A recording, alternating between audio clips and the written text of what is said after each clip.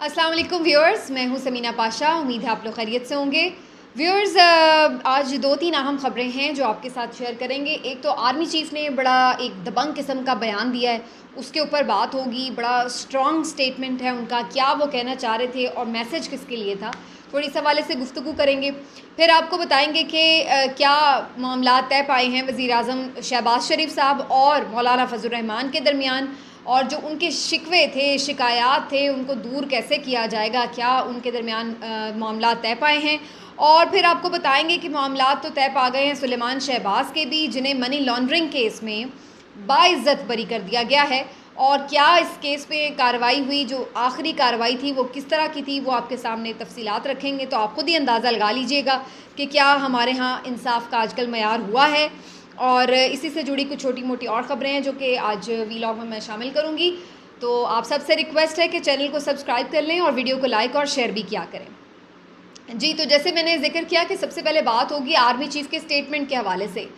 Army chief general Asim Munir साहब ने शिरकत की एक क्लीन ग्रीन सेमिनार में, और ये जो क्लीन ग्रीन सेमिनार था उसमें उन्होंने खिताब भी किया।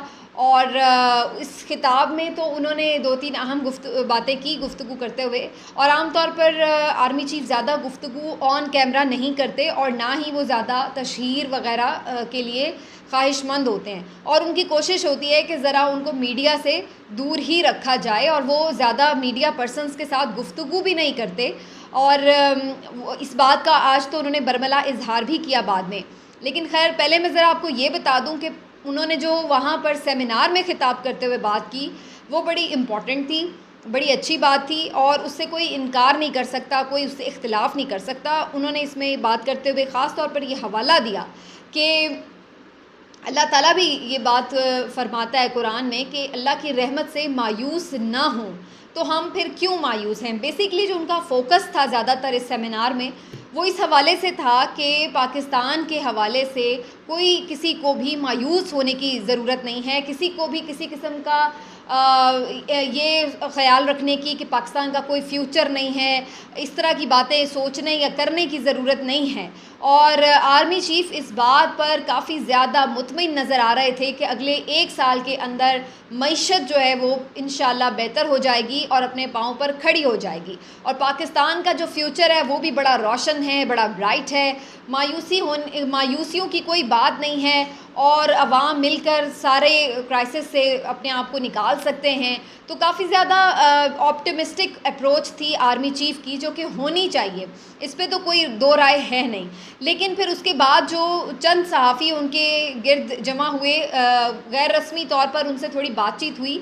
इन चंद सहाफ़ियों में जो नाम शामिल हैं उसमें हसन अयूब साहब, जो कि ARY से ताल्लुक़ रखते हैं, और अक्सर ही आपने देखा होगा कि इस्टेब्लिशमेंट से रिलेटेड ख़बरें उनके पास बड़ी स्ट्रॉन्ग किस्म की होती हैं और बड़ी सही भी होती हैं। और फिर समर अब्बास साहब, फिर तंजीला मज़हर साहिबा और रहमान अज़हर साहब, ये वो चंद सहाफ़ी थे जो इस सेमिनार के बाद आर्मी चीफ़ के साथ कुछ गुफ्तगू में मसरूफ़ हो गए। और ये जो एक गैर रस्मी गुफ्तगू थी उसमें army chief general Asim Munir साहब ने बाकायदा ये बताया कि वो चाहते हैं कि वो मीडिया से ज़रा दूर ही रहें और ज़्यादा मीडिया के बहुत करीब नहीं होते, और आमतौर पर मीडिया टॉक भी करना पसंद नहीं करते। तो इस बात का इजहार उन्होंने अपनी जगह किया, लेकिन साथ ही यहाँ पर भी जो उन्होंने मैसेज दिया, अब वो किसके लिए मैसेज है वो आप ज़रा ख़ुद समझ लीजिए।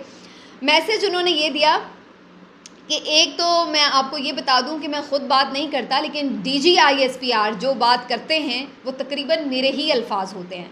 ये बड़ी इम्पॉर्टेंट और गौर तलब बात है। DGISPR जो गुफ्तगू करते हैं वो आर्मी चीफ़ ही के अल्फाज होते हैं, और आर्मी चीफ़ ही की बात को वो आगे कन्वे करते हैं। तो ये उन्होंने एक तो बड़ा क्लैरिटी से बता दिया है। यानी पिछले दिनों जितनी भी आप कोई सख्त किस्म की सख्त गिर मौक़िफ़ वाली प्रेस कॉन्फ्रेंसेस सुन रहे थे DGISPR से, तो आप किसी भी परेशानी में मुब्तला ना हो कि वो कोई अपने तौर पर ऐसी बात कर रहे थे या बज़ाहिर जज्बाती हो जाते थे। पीछे army chief general Asim Munir साहब ही उनके मौजूद थे, और उन्हीं के अल्फाज थे जो DGISPR बयान कर रहे थे। तो बहुत सारे लोग DGISPR पर ये तनकीद करते नज़र आए कि DGISPR ने سیدھا سیدھا عمران خان صاحب کو ایک طرح سے مخاطب کیا ہے اور بڑی سخت کارروائیوں کی جو انہوں نے گفتگو کی ہے، بڑے کلیئر میسیجز دیے ہیں عمران خان صاحب کو. تو پھر آپ سمجھ لیجئے کہ آج آرمی چیف نے اس بات کی تصدیق کی ہے کہ وہ بیسکلی انہی کے الفاظ تھے جو کہ کنوے کیے گئے ہیں. تو اب آپ اس شدت سے یہ اندازہ لگا لیں کہ کس قدر شدت ہے، غصہ ہے، اور آپ کلیئرٹی آف مائنڈ بھی چیک کر لیں کہ عمران خان کو لے کر کے آرمی چیف کے کیا جذبات ہیں. اب اس میں کوئی آپ کو ابہام نہیں رہ جانا چاہیے. اور یہاں پر بھی انہوں نے ایک دفعہ پھر سے اس بات کو ریپیٹ کیا کہ کچھ لوگ جو مایوسی پھیلا رہے ہیں ان سے مایوس ہونے کی کوئی ضرورت نہیں ہے، اور ان کو مایوسی نہیں پھیلانی چاہیے کیونکہ پاکستان کا مستقبل روشن ہے اور مایوس ہونے والی تو کوئی بات ہی نہیں ہے. چیزیں بہتری کی طرف جا رہی ہیں اور ایک آدھ سال میں معیشت بھی پاکستان کی سنبھل جائے گی. تو بیسکلی عمران خان صاحب جو اپنے خطابات میں آپ اکثر دیکھتے ہیں یہ بات کرتے ہیں کہ اگر ہم یوں ہی قانون کی حکمرانی کو نیچے جاتا دیکھیں گے اور معیشت جس طرح سے نیچے جا رہی ہے اور جس طرح سے ہم انسانی حقوق کی پامالیاں دیکھتے ہیں، جس طرح سے ایک عدم اعتماد کا ایک سارا ماحول بن گیا اداروں کے اوپر، تو یہ چیزیں عمران خان صاحب یہ کہتے ہیں کہ جس طرح سے ہو رہی ہیں اس سے تو ہمیں نظر آتا ہے کہ ملک کا کوئی مستقبل نہیں ہے. لوگ یہ سارا کچھ چھوڑ کے اتنی بڑے پیمانے پر جو یہاں سے جا رہے ہیں وہ کیوں جا رہے ہیں؟ کیا وہ خوشی خوشی جا رہے ہیں؟ کیا انہیں پتہ نہیں ہے کہ اس ملک میں کیا اس وقت سچویشن ہے اور یہاں سے جانا بہتر ہے؟ تو آرمی چیف کی یہ بات میں تو کوئی دو رائے ہو ہی نہیں سکتی کہ اللہ تعالیٰ کی رحمت سے تو واقعی انسان کو مایوس نہیں ہونا چاہیے. لیکن جو ملک کے موجودہ حالات ہیں سر، اس میں بندہ کس کو پھر بولے، کس کی طرف جائے؟ مایوسی اس کے اندر تو اترتی ہے. یہ عمران خان بولے یا نہ بولے، عمران خان کو خاموش بھی کرا دیں تو تب بھی جو یہاں رہنے والا شخص ہے وہ یہ دیکھ رہا ہے کہ ملک کے حالات کہاں ہیں. وہ یہ دیکھ رہا ہے کہ وہ ڈالر جو 176-72 پر تھا وہ آج 285 پر ہے. تو وہ کیا کہے کہ چیز بہتر ہوئی ہے؟ وہ آدمی جو یہاں پر رہ رہا تھا اور تھوڑا بہت اسے عدالتوں پر اعتماد تھا، تھوڑا بہت اس کو لگتا تھا کہ کوئی قانون کا احترام ہے، اب وہ دیکھتا ہے کہ عدالت کے احکامات کے باوجود بندے رہا نہیں ہوتے، عدالت کے احکامات کے باوجود الیکشن نہیں ہوتے، عدالت کے احکامات کے باوجود غیر قانونی کاموں کا سلسلہ جاری ہے، عدالت کے احکامات کے باوجود جن لوگوں کو بحال کرنے کا عدالت کہتی ہے وہ بحال نہیں ہوتے. تو پھر عوام کیسے اپنے اداروں کے اوپر اعتماد کریں؟ اور جہاں لوگ یہ دیکھتے ہیں کہ تمام کاروبار بند ہو رہے ہیں، بجلی نہیں ہے، امپورٹس نہیں ہے پاکستان کی اس وقت، اور مشینری ساری بند ہو چکی ہے، اور جس طریقے سے صنعتوں کا حال ہے، بڑے پیمانے پر لوگ بے روزگار ہو رہے ہیں، تو ایسی صورتحال میں جو آپ کا پڑھا لکھا طبقہ ہے، جو نوجوان طبقہ ہے، وہ مایوس ہو رہا ہے، وہ مایوس ہو کر باہر جا رہا ہے. عمران خان کو آپ ایک طرف رکھ دیں کہ وہ کیا کہتا ہے کیا نہیں کہتا، اس کی تو میں بات ہی نہیں کر رہی. ہمیں تو صرف ہم تو وہ بات کر رہے ہیں جو اس وقت نظر آ رہی ہے، جو اس وقت گراؤنڈ ریئلٹی ہے. وہ عمران خان کے کہنے پر نہیں ہے. ڈالر عمران خان کے کہنے پر 285 اور 300 کراس نہیں کیا تھا. اور معیشت میں یہ جو حال تھا، آئی ایم ایف نے جس طرح ناک کی لکیریں آپ کی نکلوائی ہیں، وہ آئی ایم ایف نے عمران خان کے کہنے پر نہیں نکلوائی. یہاں سے جو لوگ 8-10 لاکھ بندہ ایک سال کے اندر ہجرت کر گئے دوسرے ملکوں میں، وہ عمران خان کے کہنے پر نہیں ہجرت کر کے گیا. جب لوگ خود ایک چیز محسوس کر رہے ہیں، پریشان ہیں، تو وہ جانے پر مجبور ہیں، اور یہی وجہ ہے کہ انہیں وہ مایوسی نظر آ رہی ہے. یہ اچھی بات ہے کہ آپ امید دلا رہے ہیں، لیکن اس کے ساتھ وہ ماحول بھی تو نظر آئے لوگوں کو، وہ نظر بھی تو آئے کہ کچھ بہتری کی طرف ہم جا رہے ہیں.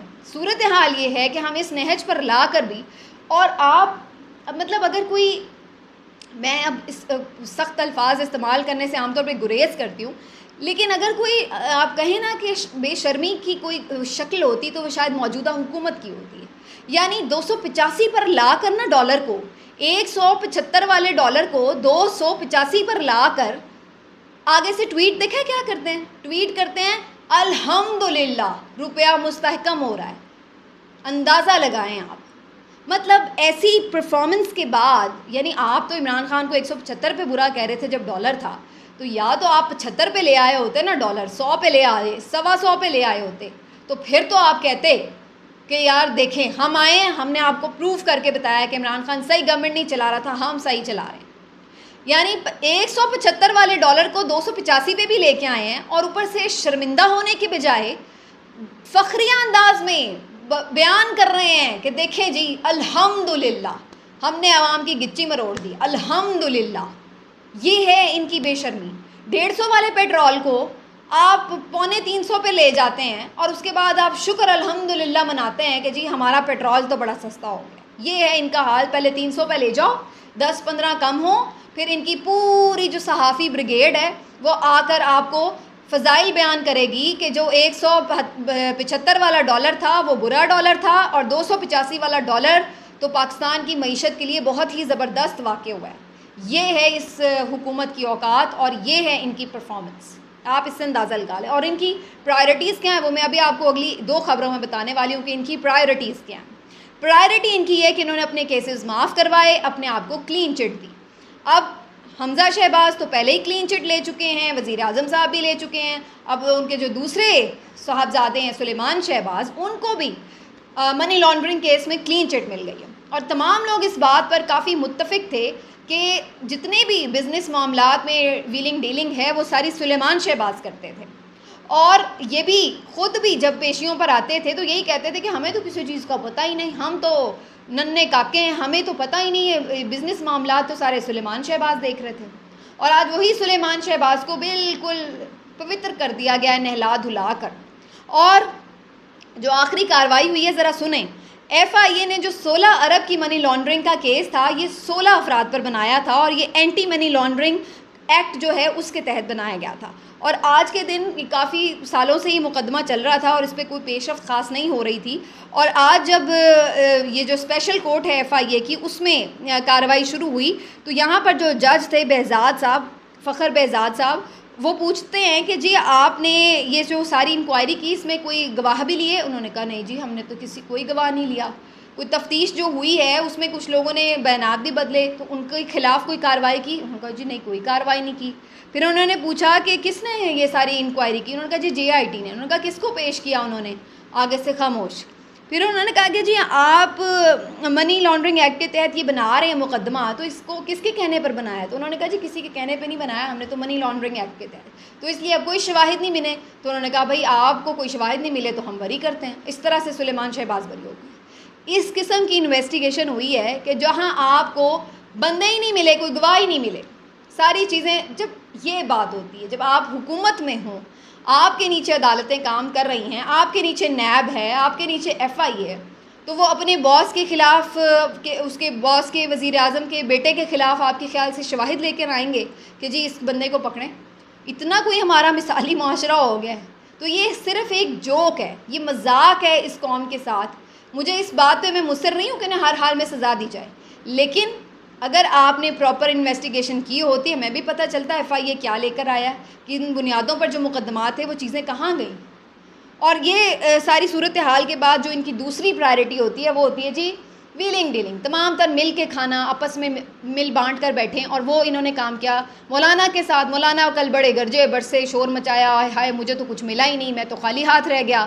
بیسکلی خبر یہ بھی ہے, اے آر وائی یہ خبر دے رہا ہے انٹرنل کہ مولانا, اور یہ خبر کافی ہم نے پہلے بھی اپنے سورسز بھی ہمارے اس بات کو کنفرم کرے تھے کہ مولانا اور نون لیگ یہ بیسکلی چاہ رہے تھے کہ اسمبلی کی مدت بڑھا دی جائے, لیکن اس کے لیے کافی قانونی رکاوٹیں بھی تھیں اور پیپلز پارٹی بھی اس کے لیے کچھ اگری نہیں تھی. تو اس کے بعد پھر یہ تو اب مان گئے ہیں چاروں ناچار کہ جو اسمبلی ہے وہ اپنی مدت پر وقت مکمل کر کے تحلیل ہو جائے. آگے الیکشن کس وقت ہونا ہے یہ ابھی بھی انڈر کنسیڈریشن ہے معاملہ. ضروری نہیں اکتوبر نومبر میں الیکشن ہو سکتا ہے یہ مارچ تک اس کو پرولونگ کرنے کی کوشش کریں.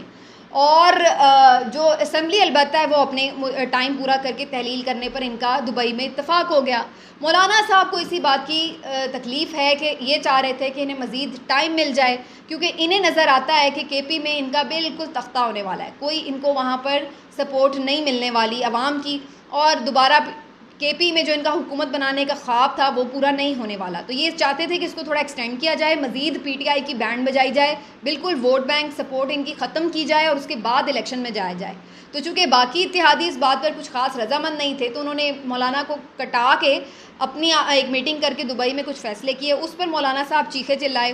اس کے بعد اب شہباز شریف صاحب تو آپ کو پتہ ہے ویسے ہی اس بات کے بادشاہ ہیں کہ ہر چیز مان لی جائے, یس باس قسم کے آدمی ہیں.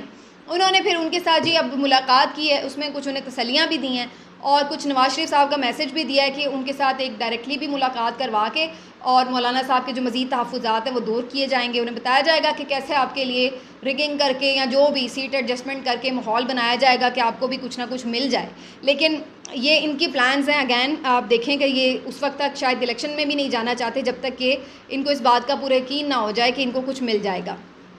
اور یہ ساری گفتگو کے بعد میں لاسٹلی آپ کو ذرا یہ بھی بتا دوں کہ جو پرویز الہی صاحب ہیں وہ بھی عدالت میں اسٹل پیش ہو رہے ہیں, اور جو ان کی ابھی آخری آج کی پیشی تھی اس میں ان کے کافی برے حالات تھے. اور آج جب وہ جج صاحب کے سامنے پیش ہوئے تو انہوں نے بتایا کہ وہ جس سیل میں موجود ہیں وہاں پر کیڑے ہیں اور واش روم بھی اسی کے اندر ہی بنا ہوا ہے, اوپن واش روم ہے, اور اس وجہ سے انہیں بہت اسمیل آتی ہے, سانس لینے میں بھی تکلیف ہے. صرف ایک پنکھا تھا ان کے پاس, وہ بھی اٹھا لیا گیا ہے. اور پھر انہوں نے یہ بھی بتایا کہ جو اس کا ماحول ہے اس میں وہ کافی تکلیف دہ صورتحال میں, حالانکہ انہوں نے بی کلاس کی ایک ریکویسٹ کی تھی لیکن انہیں وہ نہیں دی گئی.